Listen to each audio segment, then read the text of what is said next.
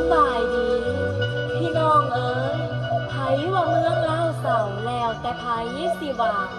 มันสิโปบาทหลาบักแตงสร้างหน่วยปลายดอกนาพี่น้องเอ๋ย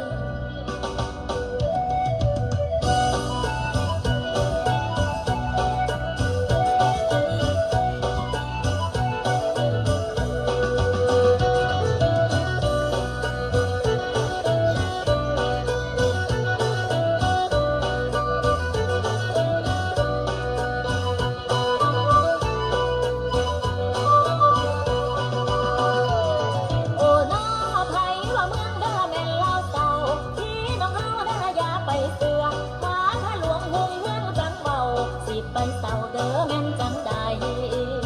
แม่นบ่แม่นบ่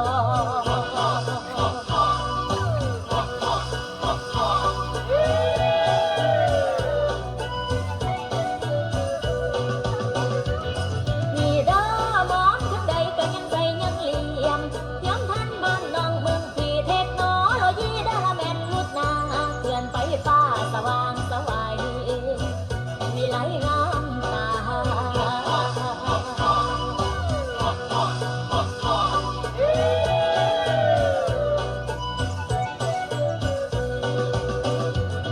มีเด้อยังอุดมสมบูรณ์สู่หม่องคู่ของห้วยน้องน้ำทาธรรมชาติผู้พาป่าไม้งามหายเบิ่งสะอ่อนอ่อนซ้อนแท้เด้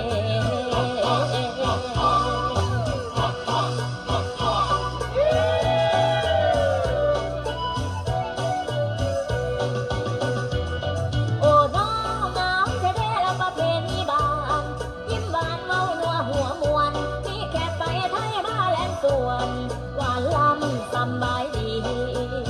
นี่คือเมืองลาว